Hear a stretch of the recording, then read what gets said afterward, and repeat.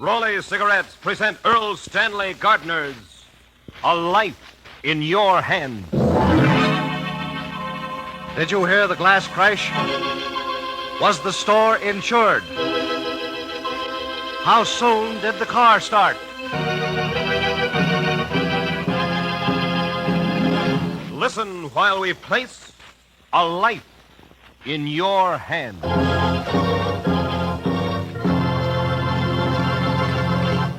Decisions recently issued by the Federal Trade Commission, an agency of the United States government, should convince you. You cannot believe in throat tests. You cannot believe in nose tests. But you can believe your own eyes. So take the Raleigh eye test and see for yourself the only real important difference between leading brands of cigarettes. A difference you can believe because it's a difference you can see. The Raleigh Profit-Sharing Premium Coupon.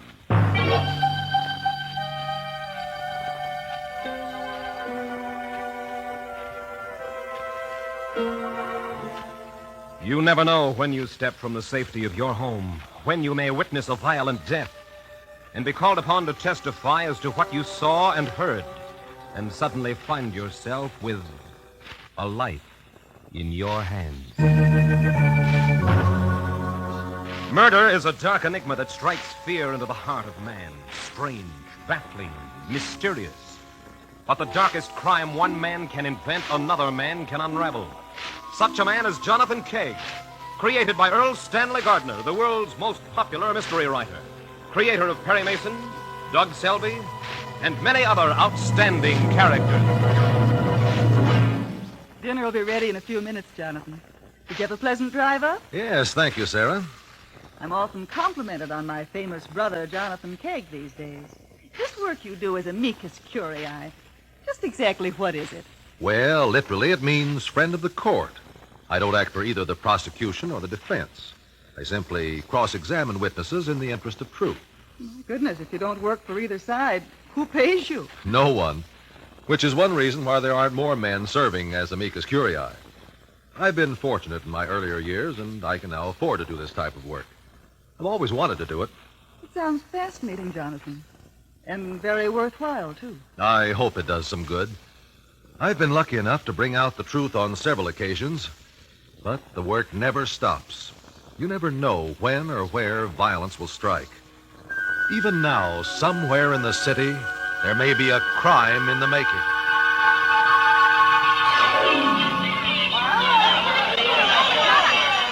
Back at the store, kids. There's the bell. Lunch is over. Hurry up for food. Look, Papa, I just gotta get that pen. If my dad ever finds out that I'm sorry, Billy. You know the rules. No charge over $3. Here's your cigarettes and the lighter fluids. That makes it $2.85 you get charged now.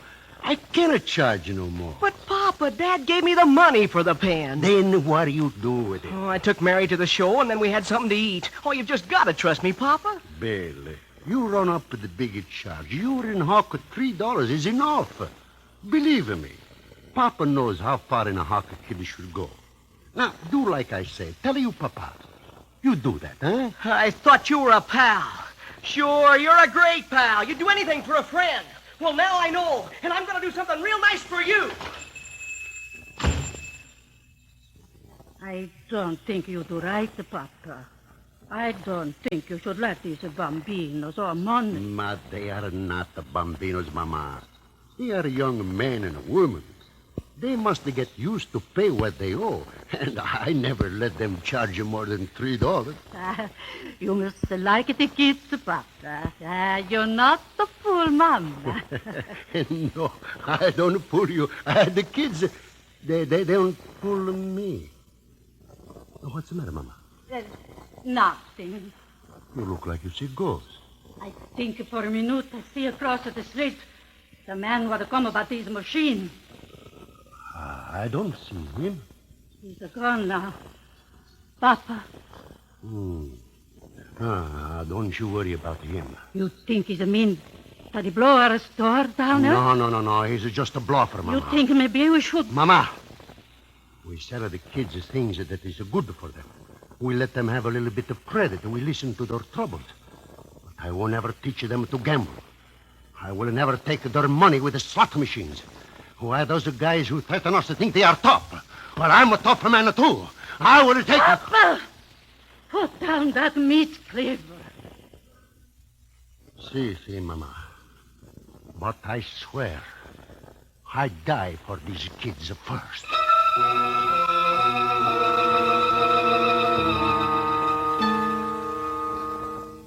I beg your pardon. Are you Mr. Gaetano?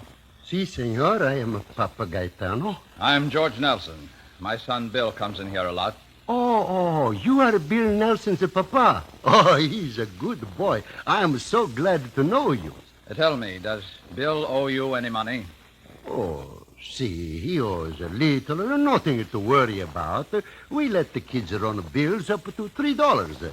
Everyone in the school owes something. Well, that's not too bad. Last week I gave Bill $5 to buy a fountain pen. The school called me at the office this morning to tell me that Bill didn't have a pen and that his English teacher requires that the work be done in ink. I understand Bill buys such things here. I wondered if he did buy the pen. Mr. Nelson, I don't like to tell you this. Bill is a good boy. He come to me asking me to trust him for a new pen, but I don't do it. Bill, he owe $2.85 now. A new pen costs $3, $4. So Bill wanted the pen on credit. Well, I know how to deal with that. Mr. Nelson, you got lots of money. Maybe you spend so much time in making money, you don't learn to know your kid. Now, look here. A boy, he's quite some guy. He's got lots of problems. But he's worth everything you got. All Mama and me we got is the store. But our boy, we're going to put it through college. So, you see, we pretty rich people. Maybe you think about that, eh? I can handle my own affairs, thank you. Good day.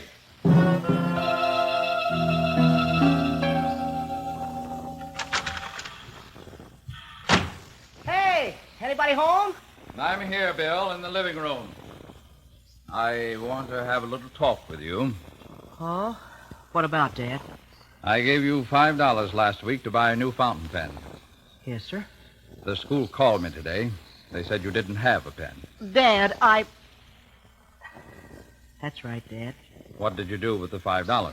I spent it. I took Mary out last Saturday night. You get an allowance to cover things like that? What can you do on $5 a week? Well, that isn't even enough to buy gas for the car. Don't you raise your voice to me, young man. You've got a lot more privileges than most boys your age. Oh, don't start that routine, Dad. That will do. Not only did you take the $5 I gave you and spend it for your own pleasure, but then you turned around and tried to charge a pen at the Gaetano shop, where, incidentally, you already owe nearly $3. Who told you that? I was at the store today. Mr. Gaetano told me. He ratted on me? I know the whole story, and I'm not going to put up with this sort of thing. I think it's high time you had a lesson, my fine buck. I'll get even with those Gaetanos. You'll get even with no one. Don't you dare even mention such a thing.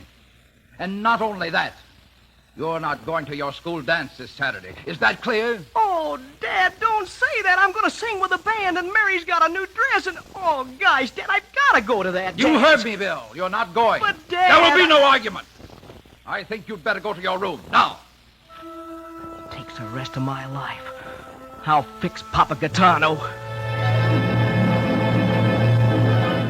Smokers, it pays two ways to smoke Raleigh cigarettes. It pays with top-quality smoking enjoyment. It pays with luxury premiums. There are over 75 beautiful premiums, and you can get them just like gifts. Just smoke Raleighs and save the profit-sharing coupons. And remember... A recent decision by the Federal Trade Commission, an agency of the United States government, should prove to you. You cannot believe in throat tests. You cannot believe in nose tests. But you can believe your own eyes. So take the Raleigh eye test and see for yourself the only important difference between leading brands of cigarettes. A difference you can believe because it's a difference you can see. The Raleigh profit-sharing premium coupon.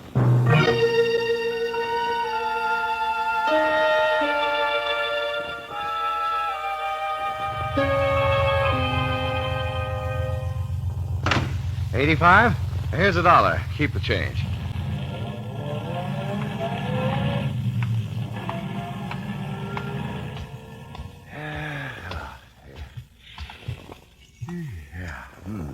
quite 11:30. Lodge meeting was over earlier than usual. What's going on?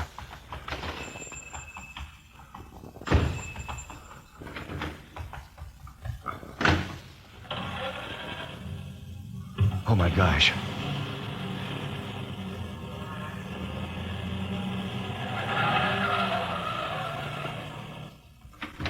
I got him! I got the guy! Help! Help me! Not me, buddy. All right, you want trouble, you'll get it. Let go of me! I didn't do anything! Oh, yeah! That'll take care of you, you young punk. Hey, come here! I got the guy that started it. This kid's a firebug!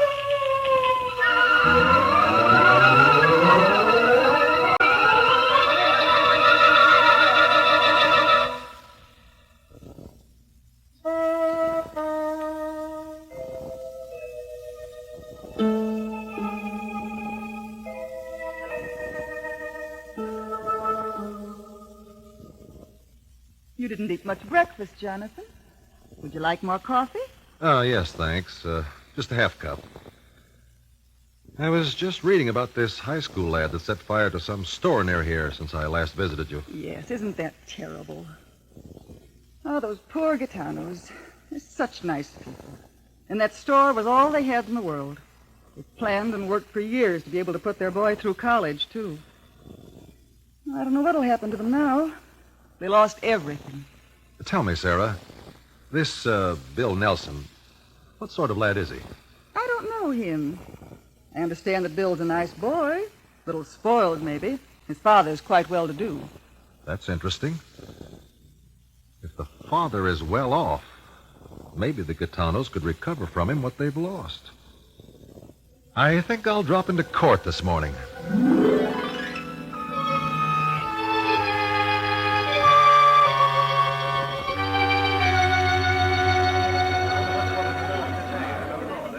It's a pleasure to meet you, Mr. Kegg. Your reputation has preceded you. Thank you, Your Honor.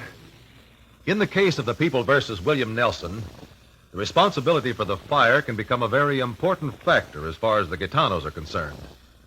To assist in fixing that responsibility beyond question, I should like the privilege of entering the case as amicus curiae.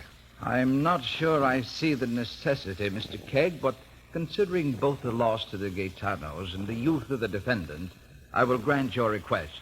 You may proceed, Mr. Kegg.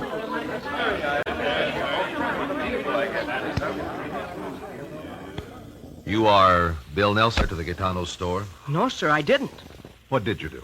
I didn't do anything. Why were you in front of the store at 11:30 the night of the fire? I was just out for a walk, that's all. And just happened to pass the store, huh? Yeah, that's right. Bill, you took an oath when you came up here. What did you promise? To tell the truth. And by whose name did you swear to tell the truth? Well, I am telling the truth. I didn't set fire to the store. Bill, remember that oath. I didn't set the fire. I believe you, Bill. But I also believe you aren't telling everything. Why were you at the store at that time of night? Why, Bill? Well, I didn't. Why were you there? Papa Gitano told Dad about the pen, and Dad would let me go to the dance, and I was sore. So you went to the store to get even? Yes, but I didn't mean to burn it down. I just threw a rock through the window.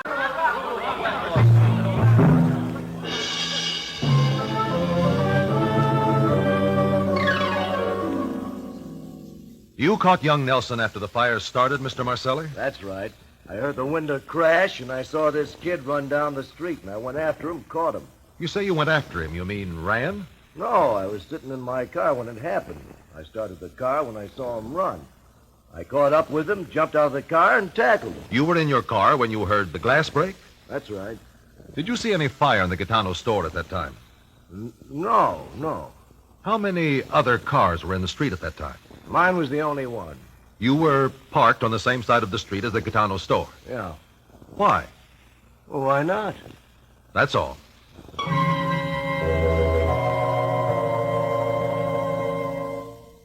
You are Papa Gitano? Si, senor. That's what they call me. I understand the fire wiped you out, Mr. Gitano.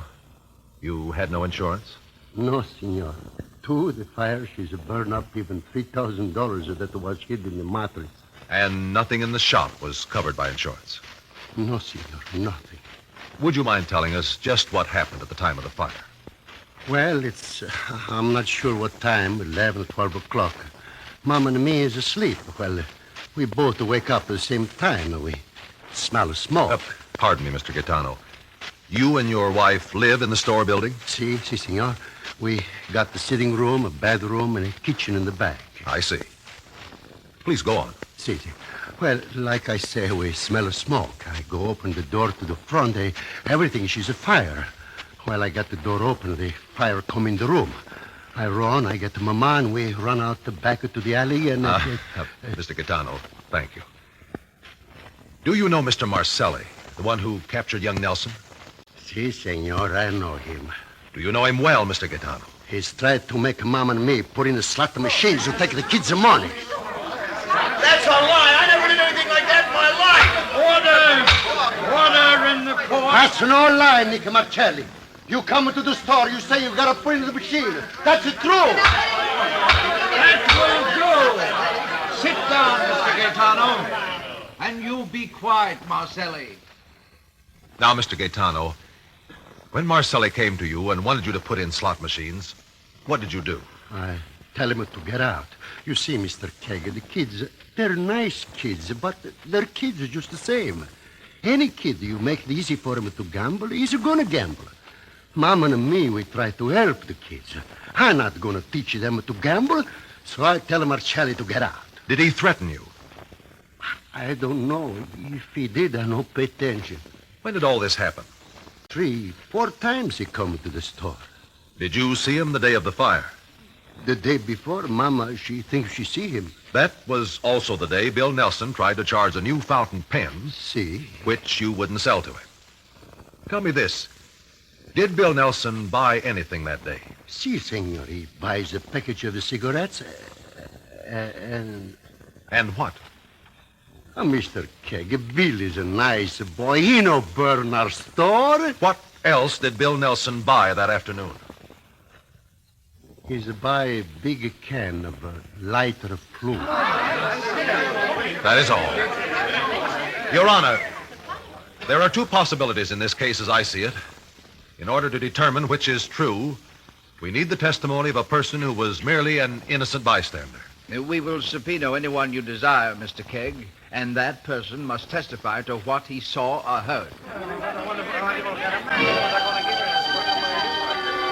Ladies and gentlemen, few of us ever consider that we ourselves might at any moment witness a crime. Could you recall exactly what you have heard? Or you would hold a life in your hands.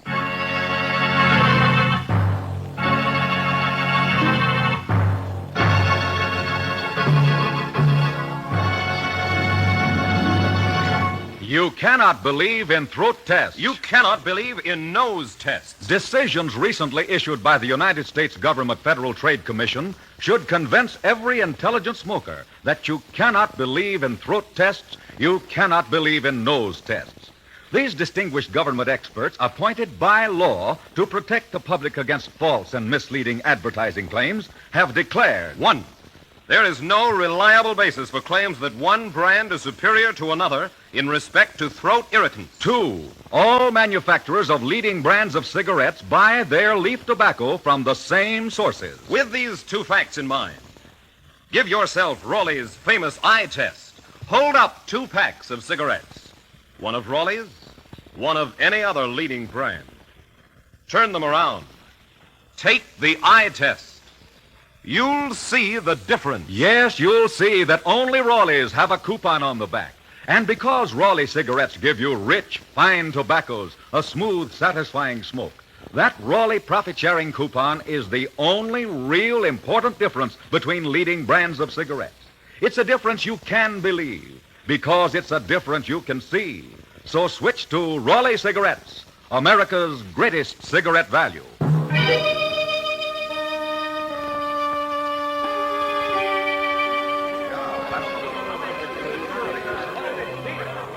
Jonathan Kegg is summoned to the stand Timothy Murphy, who had just arrived home from a lodge meeting when he heard the window of the Gaetano store across the street shattered. Mr. Kegg is beginning his cross-examination of this innocent bystander. Mr. Murphy, on the night in question, you had just returned to your apartment after having been to a lodge meeting? Correct. What happened? Well, it was about 11:30. I paid off the cab driver and was unlocking the door to our apartment when I heard a crash of glass.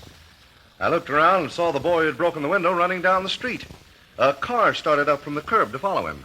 From that moment until the boy was captured, did you lose sight of him? No, not for a second. Mr. Murphy, let's get this straight. You swear that you saw Bill Nelson throw a rock or an object through the Gitano store window and then turn and run down the street.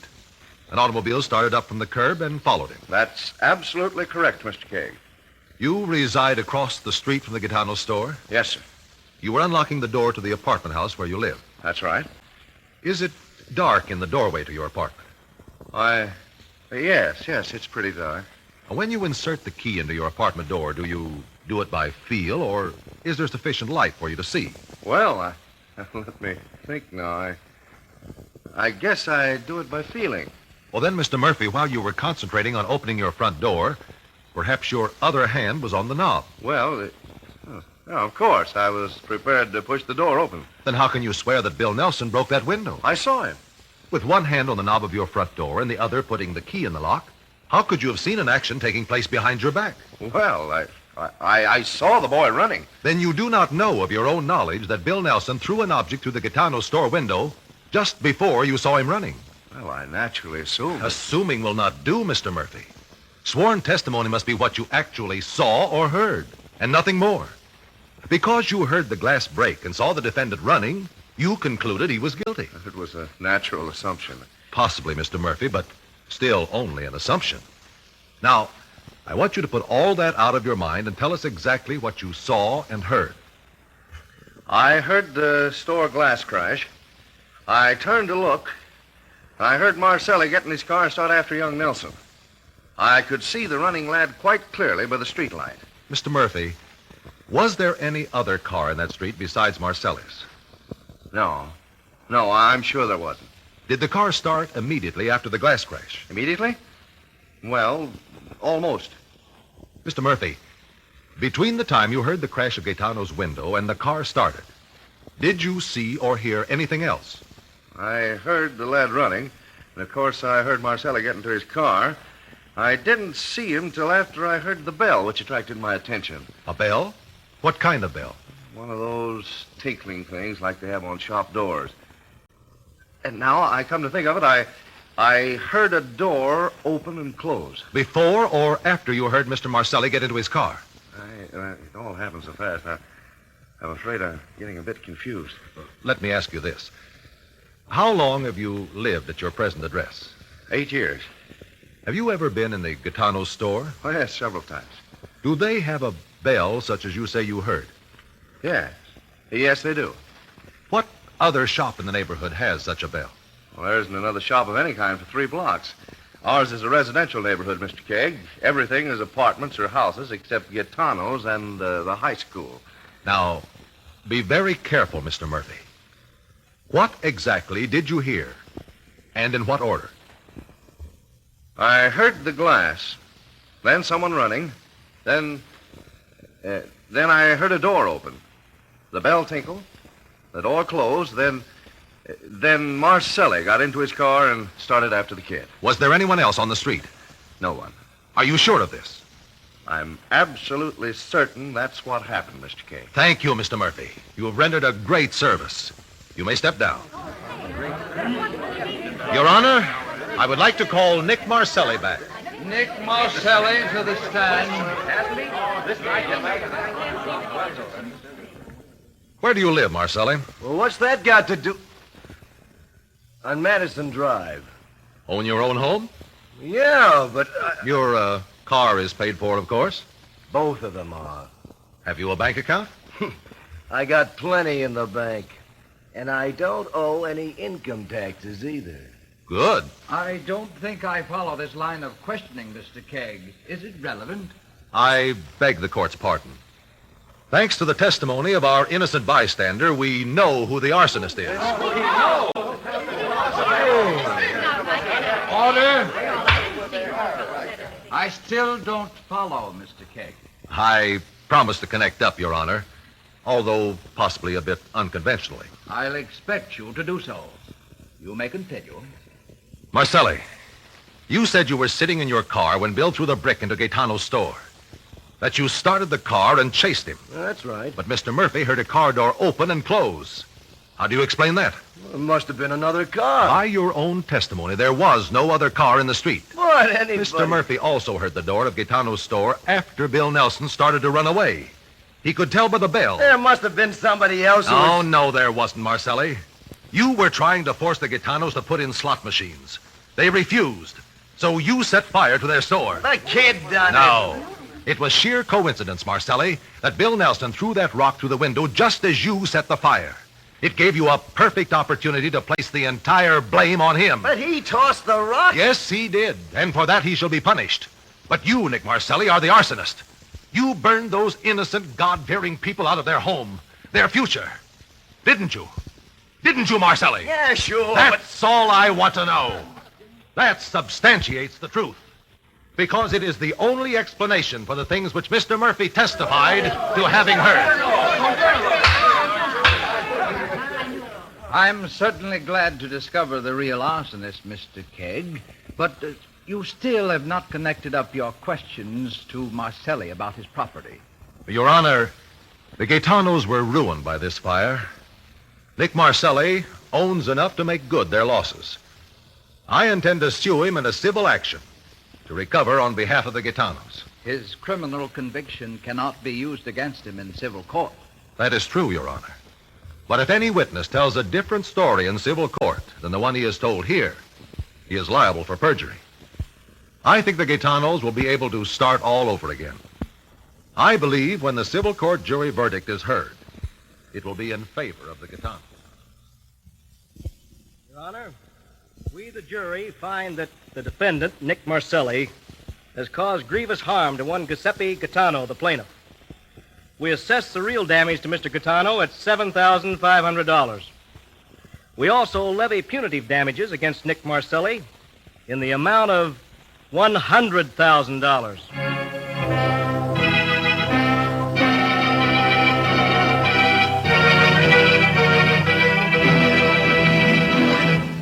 You must get a lot of satisfaction out of helping to see justice done, Mr. Kegg. I do, Mr. Wallace. Particularly as in this case where it's been possible to recover at least the financial loss suffered by the Gaetanos. Well, Mr. Wallace, I'll see you next week. Good night, Mr. Kegg. Friends, here's a cordial invitation for each of you to be with us next week when you will again hear Jonathan Kegg, created by Earl Stanley Gardner, author of the internationally famous Perry Mason stories and many others. And remember, you can believe your own eyes. So look for the pack with the coupon on the back. Rollie Cigarettes, America's greatest cigarette value.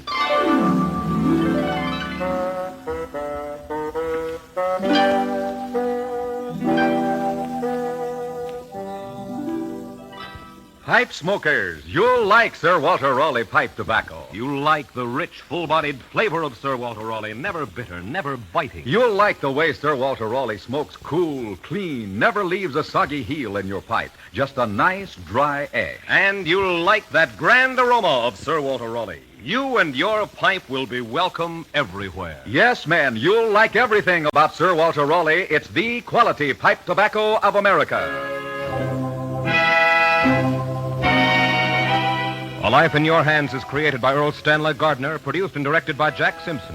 Script by the McKees with musical effects by Adele Scott, conducted by Whitey Berquist. Jonathan Kegg is played by Carlton Cadell. This is Mike Wallace inviting you to be with us again next week when Rollie Cigarettes, the pack with the coupon on the back, will again place a life in your hands.